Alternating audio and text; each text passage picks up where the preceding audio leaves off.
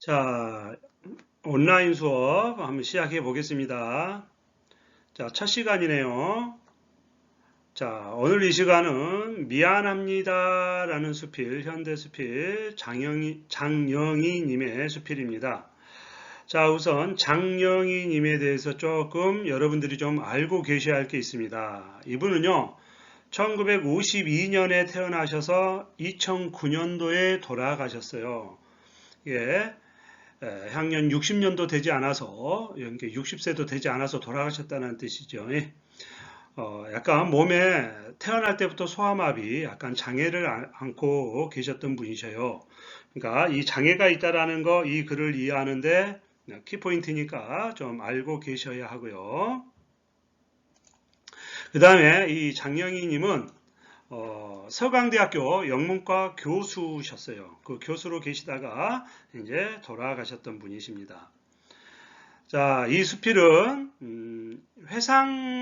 과거를 회상하는 저로 자신을 어떤 성찰하고 있는 그러한 수필이다.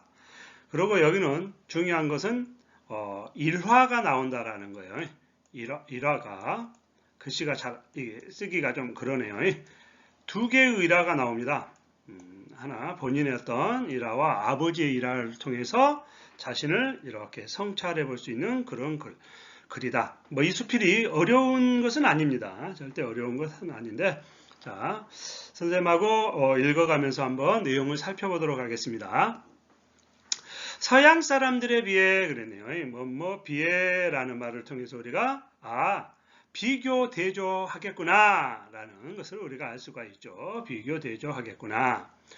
우리나라 사람들에게 단연코 인색한 말이 있다면 아마도 고맙다는 말과 미안하다는 말일 것이다. 아주 작고 사소한 일에도 걸핏하면 thank you, sorry를 대내는 외국인들에 비해 우리는 여간에서는 이런 말을 잘 하지 않는 듯하다. 자, 이렇게 서양 사람과 우리나라 사람들의 어떻게 보면 조금 차이가 있는 것을 지금 서로 이야기를 하고 있습니다. 이제 본인의 이야기도 하고 있습니다. 오랜 유학 생활 덕분에 미국에서 유학 생활을 했음을 알 수 있지요. 오랜 유학 생활 덕분에 나는 그나마 고맙다는 말은 꽤 자주 하는 편이다. 조교나 학생들이라는 말을 통해서 이 글쓴이가 곧 무엇임을 알 수 있다? 교수임을 우리가 알 수가 있는 거죠. 심부름을 해주거나 시중을 들어주면 곧잘 고마워라는 말을 하곤 한다. 그러나 이에 비해 또 비교 대조 미안해라는 말은 여간 어렵지 않다. 분명히 내가 잘못이 있다는 사실을 알고 있으면서도 미안해라는 말을 하려면 목소리가 기어들거나 가능하면 슬쩍 얼머어려 버린다. 마음속으로 미안한 감정을 느끼지 않아서가 결코 아니다. 너무나 미안하다고 생각한 때도 그렇다. 게다가 가끔씩은 그런 말을 할 기회를 놓치고 후회하는 적도 있다. 때문에 오해를 불러일으키기도 하고 오해는 아니더라도 다른 이들에게 거만하게 보이거나 못된 사람으로 비치기도 한다. 그러나 문제는 이런 나의 성격적 결함을 머릿속으로는 다 알고 있으면서도 막상 미안해라는 말을 해야 하는 상황이 생기면 어쨌거나 그 말이 목에 딱 걸려 안 나온다는 것이다. 자, 그래서 나름대로 이 심각한 문제에 대해서 심사숙고해보기까지 한다. 그랬네. 뭔가 심사숙고해보기까지 한다. 예. 아까 좀 전에 얘기했죠. 이 수필은 회상적이기도 하고 성찰하는 글이라고요. 그래서 심사숙고해보기도 한다. 뭔가 성찰하고 뭔가 단어가 딱 떠오르죠. 성찰. 왜 미안해요 라는 짧은 말 한마디가 그토록 어려운 것인가? 그것은 나의 삶의 방식과 연결된 것인지도 모른다. 아무도 내게 가르쳐 주지 않았지만 어렸을 때부터 본능적으로 체득한 내 삶의 법칙은 슬프게도 삶의 투쟁이고 투쟁은 이겨야 한다는 것이다. 그래서 승부분성이 투철한 내게 미안해라는 말은 결국 내가 졌다는 뜻이고 패배를 인정하고 싶지 않은 나의 경쟁 심리가 그 말을 거부하는 것인지도 모른다. 자, 혹은 자존심 탓일 수도 있다라는 걸 통해서 이 글쓰는 자존심이 꽤 높음을 알 수 있죠. 자존심이 되게 높아요. 미안하다고 말하는 것은 나의 결함과 실수를 인정한다는 것인데 그것이 나의 자존심을 건드린다. 아니, 좀 더 마음속 깊이 파고 들어가 보면 그것은 아마도 내가 어쩌면 잘못 살고 있는지도 모른다는 두려움 때문인지도 모른다. 왜 애당초 남에게 사과할 일을 했으며 그것도 미리 얘기 못했다는 것은 지독한 오판이기 때문이다. 그것도 아니면 내가 남보다 못났다는 데 대한 열등의식이거나 자격지심이란 말이 나오네요.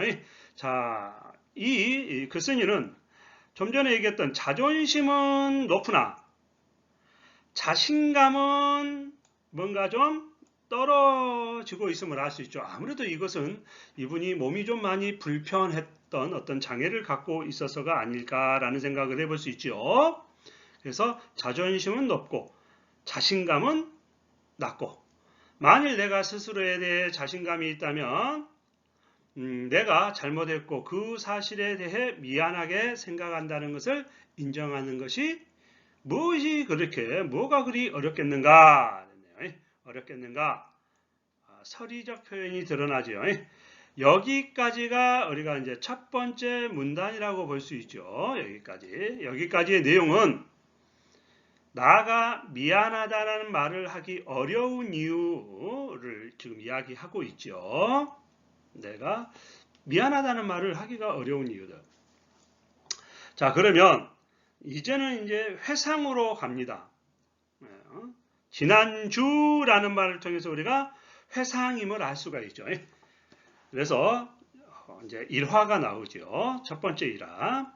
자, 19세기 미국 소설 강의 시간에 나는 한 학생에게 주은 글씨의 첫 장면을 읽도록 시켰다. 김용수 23페이지 첫째 단락을 읽어보세요. 그러나 아무 반응이 없었다. 그래서 다시 되풀이했다. 뭔가 읽어보세요 라고 했죠. 여기 중요합니다. 왜요? 여기서는 글쓴이가 존댓말을 하고 있죠. 존댓말.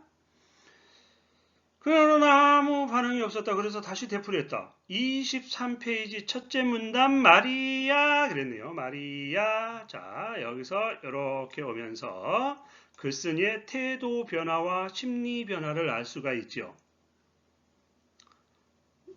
또다시 한동안 침묵이 흘렀다. 그러더니 갑자기 용수가 아닌 서훈이가 책을 읽기 시작하는 것이었다. 처음에는 단지 의아해했지만 여기서도 심리 잡아봐요. 처음에는 단지 의아해했지만 가만히 생각하니까 은근히 화가 나는 거예요. 부하가 치밀었어요. 여기서도 약간 이제 서로 심리 변화가 되고 있음을 우리가 알 수 있다. 학기 시작하고 두어 달이 지났으니 모든 학생들의 이름을 기억하고 있고 학생들 또한 내가 자기들의 이름을 기억한다는 사실을 알고 있었다. 그런데 어떻게 내가 호명한 영수가 아닌 서훈이가 책을 읽을 수 있단 말인가? 그것은 나에 대한 반항이거나 한 걸음 더 나아가 모욕이라는 생각까지 들었다. 오, 그러네요. 뭐라고 하고 있습니까, 지금?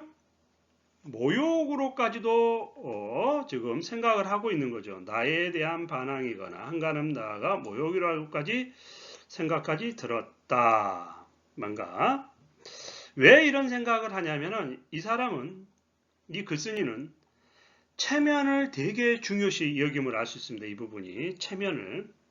왜요? 대학 교수잖아요. 대학 교수죠.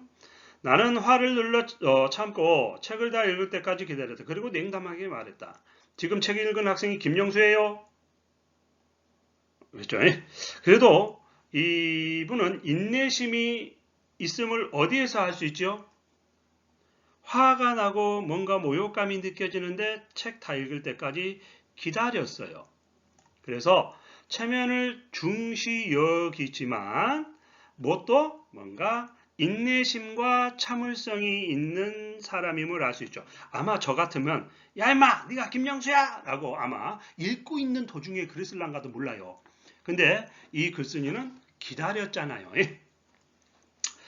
지금 책 읽는 학생이 김영수예요. 나는 정색을 하고 선생으로서의 위엄과 자존심을 건드린 두 사람을 노려보았다. 그래서 여기 나오네요.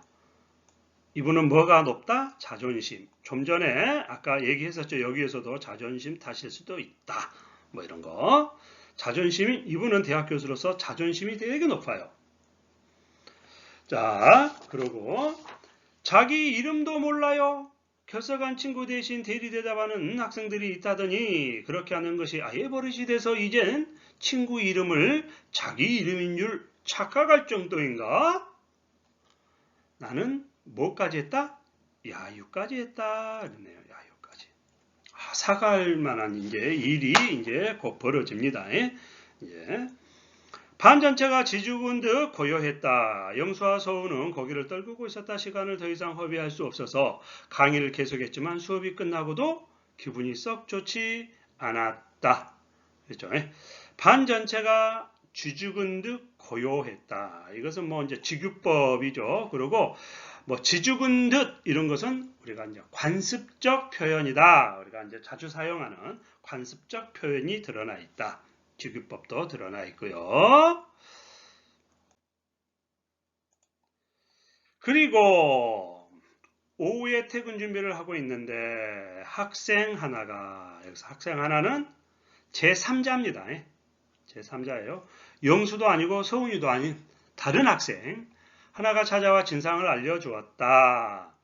김영수는 아주 심각한 말더듬이 증세를 갖고 있고 그 증세는 사람들 앞에서 말하거나 읽거나 하는 스트레스 상황에서는 더욱 악화된다는 것이었다. 그러나 아까 갑자기 말문이 막혀 책을 읽을 수도 그렇다고 말을 더듬어서 못 읽겠다고 설명할 수도 없는 처지였을 것이고 그 사정을 잘 아는 서훈이가 당황하는 친구를 도와주려고 대신 읽었다는 것이다.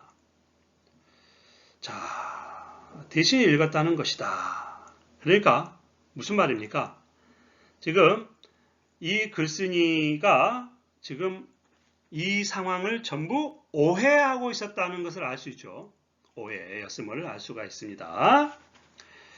이야기를 듣고 나서 다시 나는 정말이지 쥐구멍이라도 숨고 싶은 여기 또 관습적인 표현이 나오네요. 쥐구멍이라도 숨고 싶은 심정. 어렸을 때 나도 한때 말더듬이 비슷한 증세가 있었기 때문에 영수가 느꼈을 충격과 고뇌 그리고 수업시간 이후에 기분을 잘 알 수 있었다.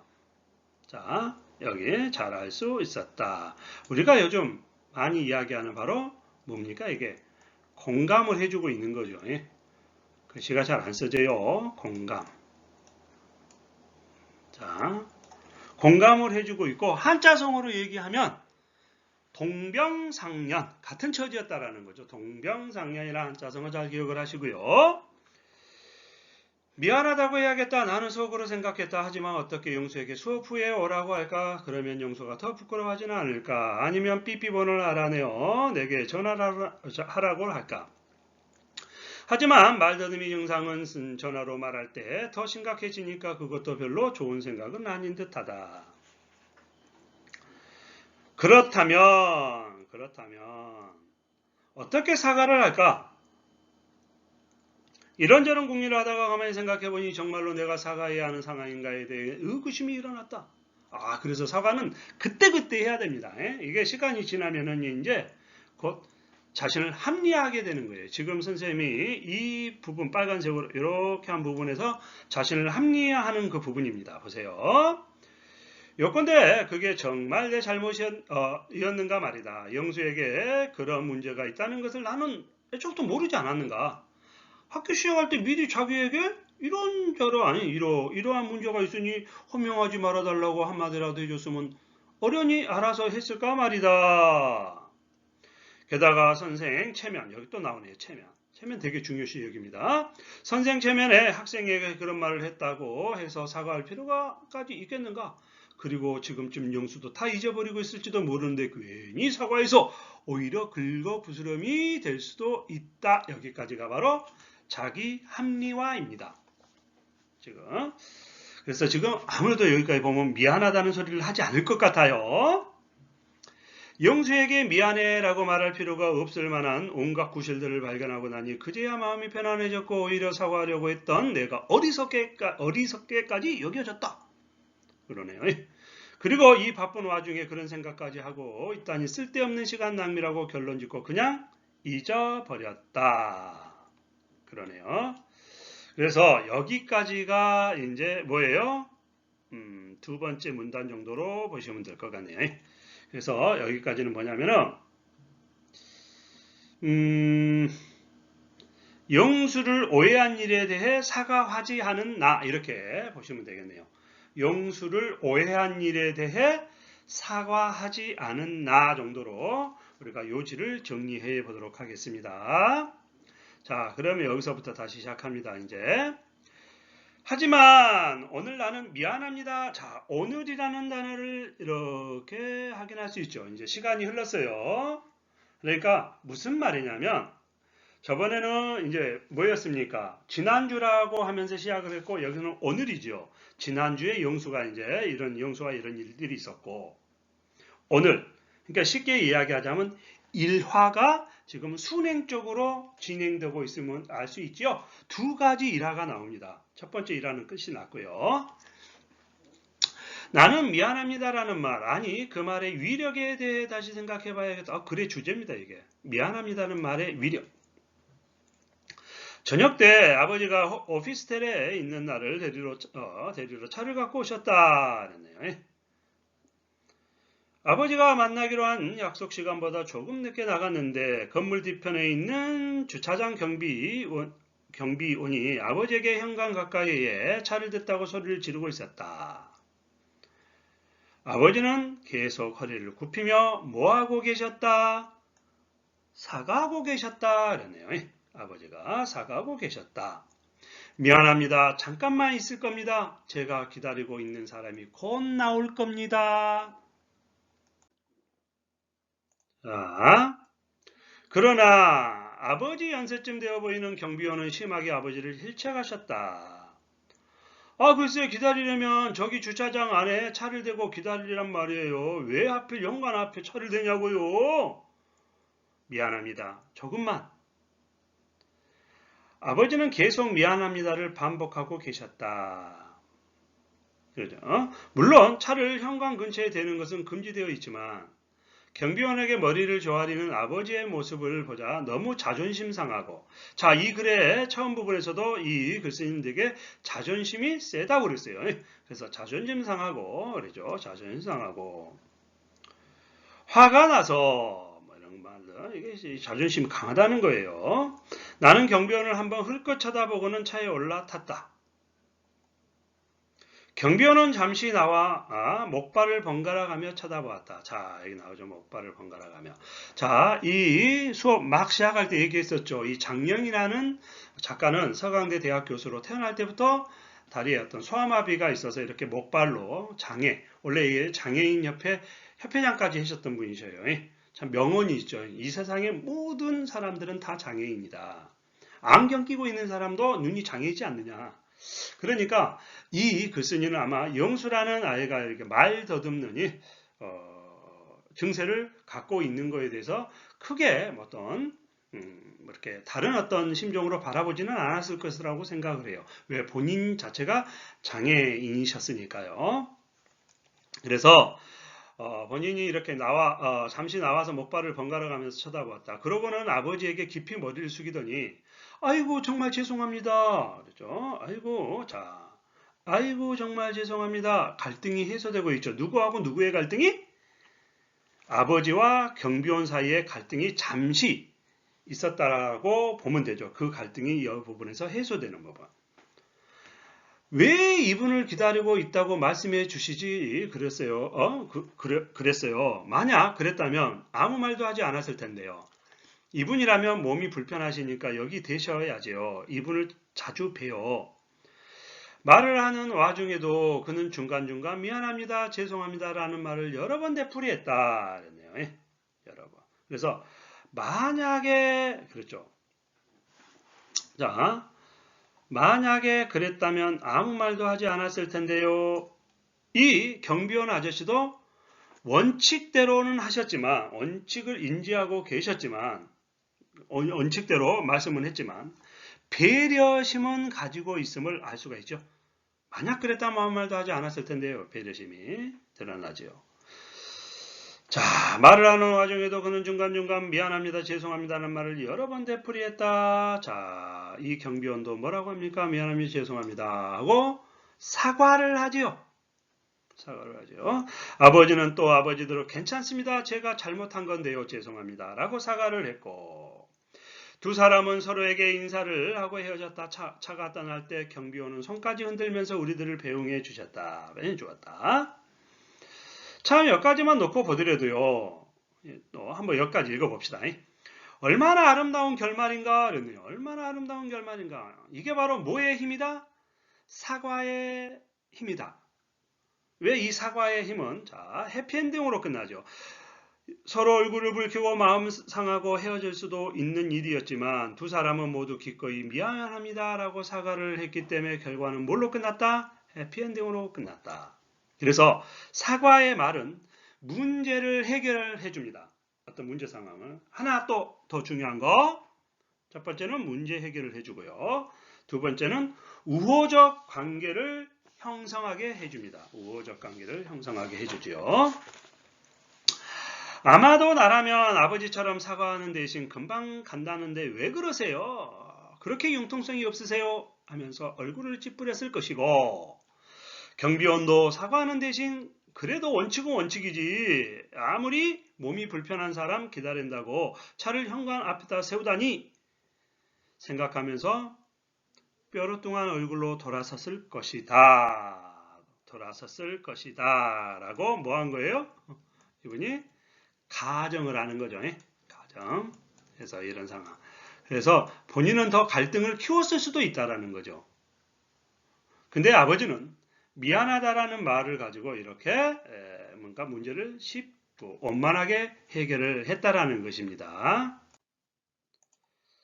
그러나 나보다 나이도 많고 인생 경험도 풍부한 두 사람은 해피엔딩을 만드는 법을 잘 알고 있었다.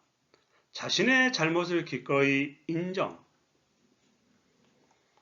그렇죠. 자신의 잘못을 기꺼이 인정하는 태도와 상대방의 처지를 이해하려는 마음 그리고 미안합니다라는 말의 효력을 알고 있었던 것이다. 여기까지가 이제 세 번째 우리가 이 수필을 총 4개의 문단으로 이렇게 놓고 본다면 첫 번째는 아까 좀 전에 얘기를 했었었죠. 뭐 어떻게 미안하다는 말을 하기 어렵다라는 거. 그 다음에 두 번째 문단은 이제 첫 번째 용수하고 용수를 오해한 일에 대해서 사과하지 않고 있는 그 부분이었고요. 그 다음에 이제 세 번째는 이 아버지와 이 경비원과에 있었던 그 일화고요. 그 다음에 이제 마지막 문단을 한번 보겠습니다. 그래서 여기까지 요지를 정리 한번 해볼까요? 맞아? 여기 정리를 하자면 주차 문제 원만하게 해결한 아버지 이렇게 이 문단은 뭐라고요? 주차 문제 원만하게 해결한 아버지 뭘로요? 미안합니다. 죄송합니다. 이 말을 통해서요.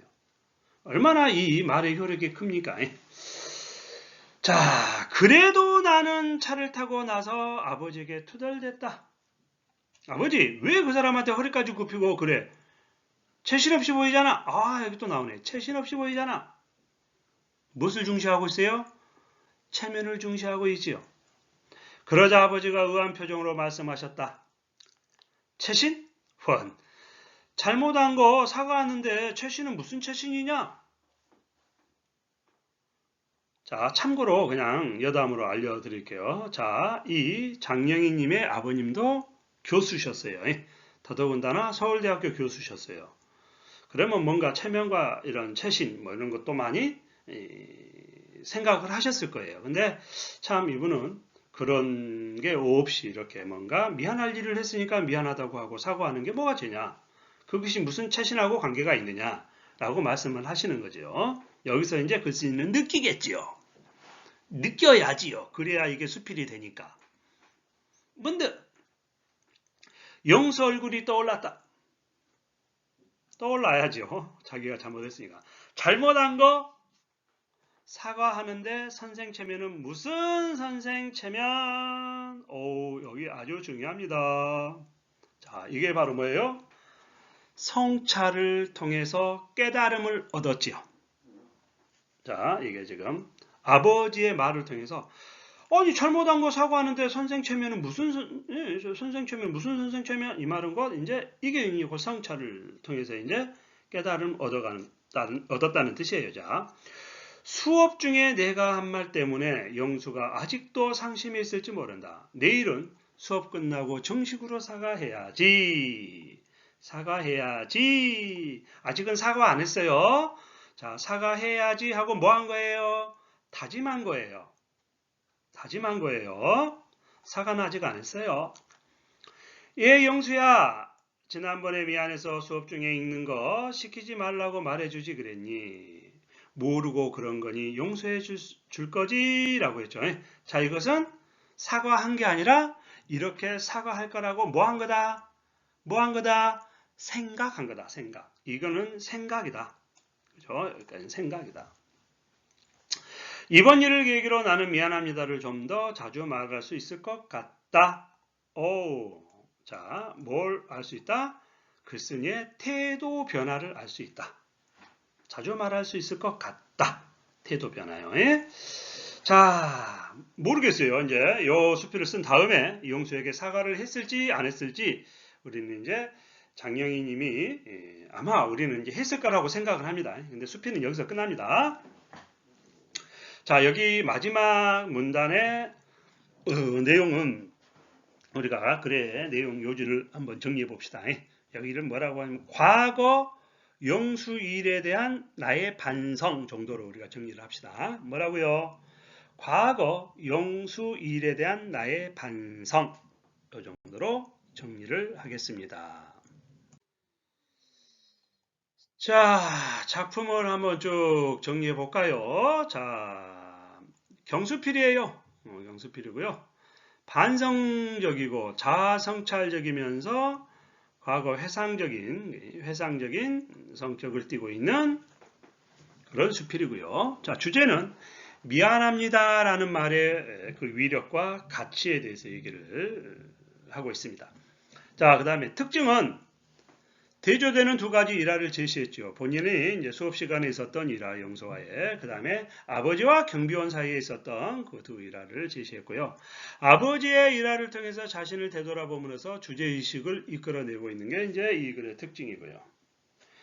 자, 글쓴이의 정신적 활동을 통한 작품을 이해해 볼까요? 자, 사과에 대한 글쓴이의 태도는 머릿속으로는 이해하지만 쉽게 말하지 못한다고 했고요. 그 다음에 글쓴이가 사과를 잘 못하는 이유는 글의 첫머리에 나오지 않았던 경쟁심리. 뭔가 내가 사과하면 졌다라는 느낌이 든다. 그 다음에 이 사람은 또 자존심이 셌고 자격지심은 쉽게 해서 자신감은 낮았기 때문에 뭔가 쉽게 사과를 잘 못하는 이유라고 밝히고 있습니다. 그 다음에 이제 다음 시간에 우리가 공부할 것이 바로 이제 그대 생애 솔수패라는 김용택님의 현대시입니다. 자, 그러면 우리 다음 시간에 봐요.